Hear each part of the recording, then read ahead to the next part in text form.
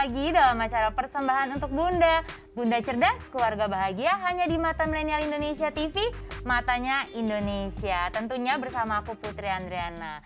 Gimana nih kabarnya Bunda-Bunda? Semoga selalu dalam keadaan sehat dan juga happy. Pokoknya kondisi sekarang yaitu yang penting kesehatan anak dan bunda. Tapi ngomong-ngomong soal kesehatan anak nih ya, bunda-bunda di rumah itu harus selalu waspada ya, waspada terhadap kesehatan anak. Salah satunya itu waspada stunting, karena itu juga menjadi salah satu tema perbincangan kita hari ini. Jadi bunda-bunda tahu nggak nih kalau jutaan balita di Indonesia itu menderita stunting. Nah, buat yang belum tahu, stunting itu adalah masalah gizi kronis pada balita yang ditandai dengan tinggi badan yang lebih pendek dibandingkan dengan anak seusianya. Nah, anak yang menderita stunting ini akan lebih rentan terhadap penyakit dan ketika dewasa itu beresiko untuk mengidap penyakit degeneratif. Maka dari itu, masalah stunting ini penting untuk diselesaikan karena berpotensi mengganggu sumber daya manusia dan berhubungan dengan tingkat kesehatan. Bahkan itu juga bisa berpengaruh terhadap tingkat kematian anak. Karena kalau misalnya kita lihat nih, hasil dari survei status gizi balita Indonesia itu menunjukkan penurunan pada angka stunting, yaitu pada 27,67% pada tahun 2019. Tapi kita nggak boleh kekecoh, karena meskipun angkanya itu menurun, tapi masih bisa dibilang angka di Indonesia itu tinggi. Karena kalau misalnya kita ingat-ingat ya, target dari WHO itu sendiri, kalau misalnya angka stunting tidak boleh lebih dari 20%.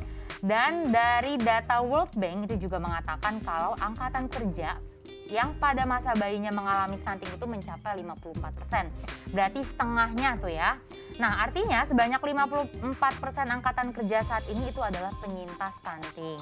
Dan hal ini yang membuat stunting itu menjadi perhatian serius pemerintah. Salah satunya pemerintah Indonesia. Bahkan setahu aku ini, pemerintah Indonesia itu sudah memposkan sendiri anggaran khusus untuk permasalahan stunting di Indonesia. Nah, selain pemerintah, kita juga mesti waspada nih, salah satunya perbincangan aku ya, dan di samping aku nih sudah ada narasumber kesayangan bunda-bunda.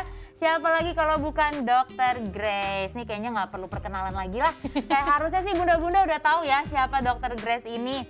Nah dok, ini kan kalau kemarin-kemarin lagi-lagi kalau sama dokter kan pasti kita bahas soal kesehatan lah ya, apalagi hari ini kita mau bahas soal waspada stunting pada anak. Nah dokter sendiri setuju nggak sih kalau stunting ini harus jadi hal yang jadi concern gitu bagi ibu-ibu dan juga pemerintah? Setuju nggak dok? Setuju banget. Setuju banget ya. Putri. Yes, karena memang beberapa waktu yang lalu kami juga para tenaga kesehatan juga mendengarkan ya Dr. Dante selaku wakil Menteri Kesehatan Republik Indonesia itu juga mengatakan bahwa target nanti Indonesia di tahun 2024 itu adalah angka stuntingnya 14%. Nah di bawah WHO yang 20%. Karena kan sekarang kita masih di atas 20-an ya. Betul. Jadi itu adalah harus kerjasama gotong royong baik dari pemerintah tadi memberikan anggarannya, kemudian meningkatkan kualitas pelayanan kesehatannya, dan para bunda-bunda nih yang juga harus bagaimana caranya membuat anak-anaknya itu tumbuh dengan baik itu dimulai dari masa kandungan. Tugas kita lah bersama. Oke, nah ini sebelum kita ngobrol lebih lanjut, mungkin dokter bisa jelasin secara singkat nih ke bunda-bunda sebenarnya stunting itu apa sih dok? Oke, jadi stunting itu adalah memang sebuah kondisi di mana seseorang anak ini itu dinilai gagal tumbuh. Nah, tadi masalahnya ya kan dikarenakan masalah gizi kronis. Jadi tidak mendapatkan gizi yang cukup dalam masa 1000 hari pertama kehidupannya ya. Kemudian juga masalah lingkungannya, misalnya sanitasinya nggak bersih, akhirnya infeksi terus gitu ya, yang menyebabkan akhirnya anaknya sakit-sakitan, metabolismenya juga akhirnya capek untuk menyembuhkan gitu ya, daripada harus untuk tumbuh kembang. Akhirnya si anak ini menjadi ukurannya, tubuhnya gitu ya, itu lebih pendek dibandingkan dengan anak-anak seumurannya, lebih kecil dibandingkan dengan anak-anak seumurannya. Tapi kita bisa melihat bahwa mereka ini dalam kondisi yang kurang gizi gitu. Berarti mungkin bisa gampangnya dibilangnya tuh stunting tuh anak yang gagal tumbuh itu ya tadi ya? Gagal tumbuh kembang sih sebetulnya, bukan hanya bertumbuh tapi dia juga gagal berkembang dalam fungsi kognitifnya juga. Oh, nah tuh faktor-faktornya apa gitu dok yang bisa menyebabkan pada akhirnya seorang anak menjadi penderita stunting gitu? Nah yang pertama adalah dimulai dari si ibu itu mengandung si anak.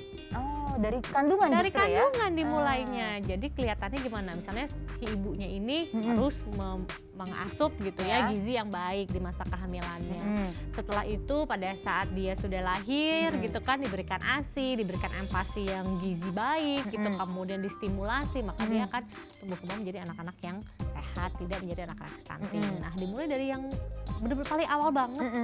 Yaitu dari kandungan. Jadi salah satu faktor penyebabnya itu bisa jadi selama ibu mengandung itu asupan gizinya kurang ya. Ya, bisa. Tapi setelah anak lahir pun kalau misalnya saat mengandung cukup nih dok, terus setelah lahir kurang asupan gizi ya bisa jadi juga kan berarti ya? Bisa jadi juga.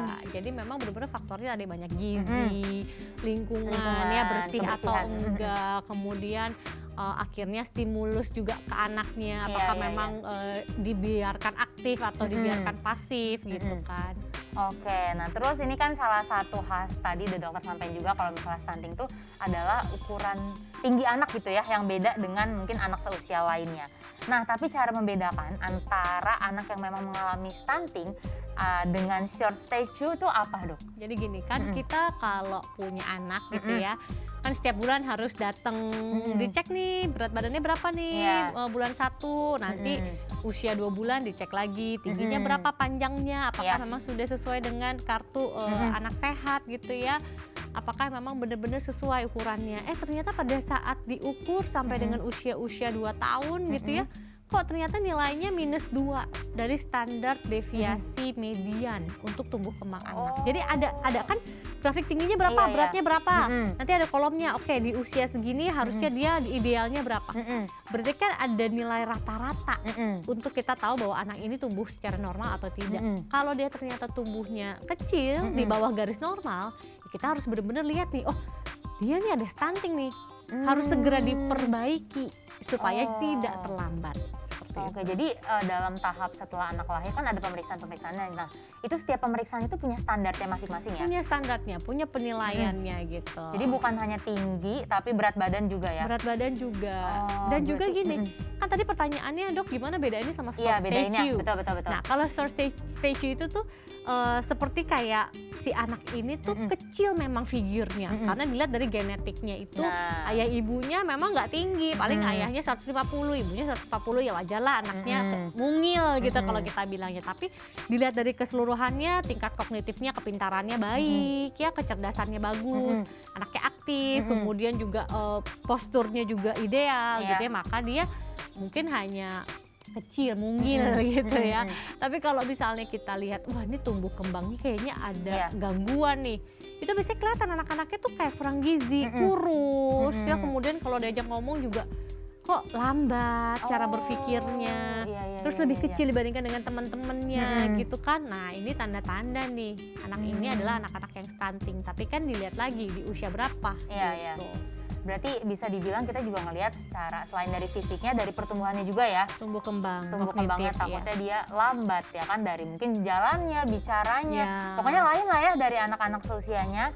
Nah tapi kalau misalnya ngomongin cara membedakannya, itu kalau misalnya bunda-bunda pengen mendeteksi secara dini nih dok, misalnya nih anak saya stunting apa enggak ya, itu ada ciri-cirinya nggak sih? Selain tadi memang tubuhnya lebih pendek, soalnya kan kalau misalnya tadi takutnya memang dasar orang tuanya nggak tinggi gitu kan, tapi ada ciri lain nggak dok, misalnya apakah dia dari sakit gitu tiba-tiba ada karakteristik lain gitu, bisa nggak sih dok? Jadi yang paling penting kalau kita pengen tahu benar-benar anak kita stunting atau enggak, periksakan anak-anak kita gitu ya, ke posyandu, puskesmas atau ke dokternya untuk kita lihat tinggi, berat badannya itu ada sesuai tuh sama standar kartu sehat anaknya gitu ya.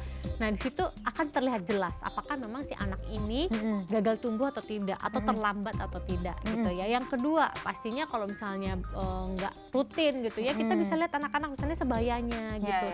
Kok yang lainnya misalnya sudah lebih tinggi, kok anak saya ini memang sih dia nggak suka makan, minumnya misalnya minum susu terus, atau misalnya minum misalnya yang manis-manis tapi bukan ada gizinya gitu ya.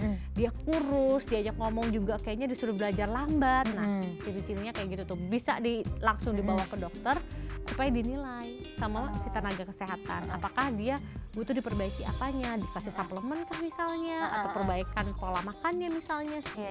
Berarti itu maksudnya kita bisa ngeliatnya secara physically ya? Physically bisa. Tapi kalau emang physically-nya ada nggak dok? Apakah dia sering sakit misalnya? Oh iya, karena gini, anak yang pastinya dia punya masalah gizi kronis itu sudah pasti dia daya tahan tubuhnya itu rendah. Jadi anaknya gampang pilek, gampang batuk gitu kan, terus kulitnya kering, gampang gatel-gatel. Nah itu ciri-cirinya anak-anak itu sih seperti lemah, kayaknya kesannya yang lain sehat-sehat aja, dia baru makan sedikit es atau permen langsung batuk pilek gitu.